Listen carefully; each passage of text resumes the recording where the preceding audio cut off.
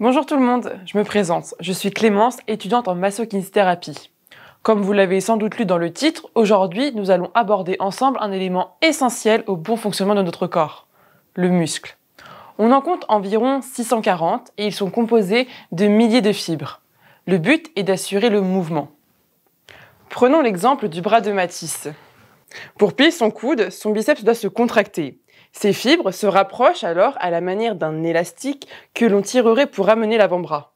Malgré leur capacité d'adaptation, nos muscles peuvent être lésés, que ce soit à la suite de contraintes excessives, lors d'un entraînement trop intense ou le port d'une charge trop lourde, d'un traumatisme direct ou indirect, comme un contact, voire une chute.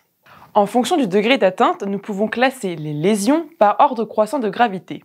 La courbature. Il s'agit de micro-déchirures naturelles du muscle lui permettant de s'adapter à de futures contraintes.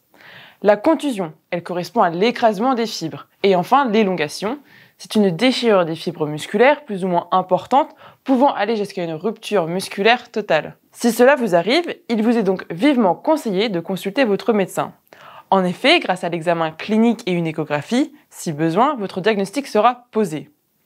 Mais que se passe-t-il dans votre muscle à la suite d'une lésion ? Comment se déroule la cicatrisation ? Ainsi, on peut distinguer 3 phases dans le processus de cicatrisation. La phase inflammatoire, qui dure entre 1 et 5 jours, lors de laquelle plusieurs cellules interviennent pour réparer la lésion et construire le tissu cicatriciel. La phase de régénération, où pendant 3 à 4 jours, le tissu lésé est remplacé par un tissu plus solide, appelé tissu conjonctif. Et la phase de remodelage, durant 3 à 6 mois, lors de laquelle le muscle récupère sa fonction et le tissu cicatriciel se réorganise.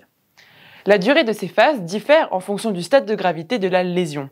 Maintenant que vous avez toutes ces informations, que pouvez-vous mettre en place pour favoriser votre récupération, votre cicatrisation ? Quels sont les bons gestes ? C'est là que l'outil Peace and Love intervient.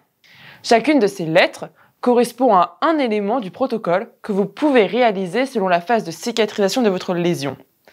Immédiatement après l'incident, vous pouvez protéger votre muscle en diminuant la charge. Pendant les premiers jours, cela signifie réduire le poids ou l'intensité de vos exercices et ou de votre activité physique. Élever la zone touchée, ce qui permettra de favoriser le retour sanguin et d'éviter la stagnation de résidus au niveau de la lésion. En présence d'un œdème, l'élévation pourra également aider son drainage.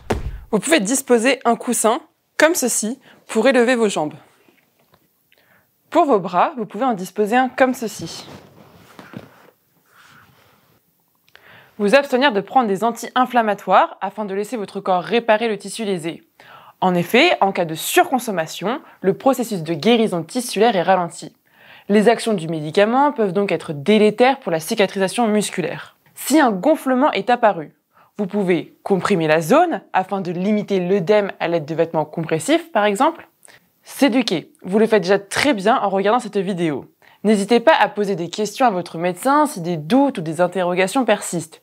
Et n'oubliez pas de rester actif au quotidien. Cela stimulera votre circulation sanguine et donc favorisera votre guérison. Puis, à distance, avec l'accord de votre médecin ou de votre kiné, vous pouvez appliquer le Love, soit remettre progressivement de la charge lors de vos activités physiques. En cas de lésion au niveau du membre inférieur, la marche et les montées d'escalier sont de bons exercices pour débuter. Et pour vos membres supérieurs, n'hésitez pas à vous en servir davantage au quotidien en respectant vos ressentis.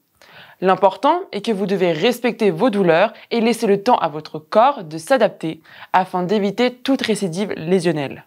Restez optimiste et confiant vis-à-vis de l'évolution de votre blessure. Une bonne hygiène de vie, c'est-à-dire un sommeil de qualité, une bonne hydratation et une alimentation équilibrée, favorise la guérison musculaire. De plus, ne rentrez pas dans une spirale négative. Vous n'êtes pas seul à avoir une déchirure et l'évolution est favorable. Conservez une activité physique régulière comme la marche ou la natation afin d'augmenter la circulation sanguine dans les structures blessées et améliorer la cicatrisation. Reprendre l'exercice afin de réentraîner le muscle et éviter une récidive de blessure.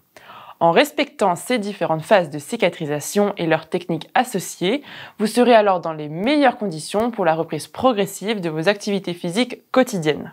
Votre lésion musculaire sera considérée comme guérie lorsque vous aurez retrouvé une force et une mobilité totale sans douleur à l'étirement, à la contraction ou au repos. En espérant que toutes ces informations vous auront été utiles, je vous souhaite donc un bon rétablissement. Je tiens à vous rappeler que cette vidéo n'a pas valeur de diagnostic. Si vous avez des doutes, des interrogations, il est fortement recommandé de consulter un professionnel de santé.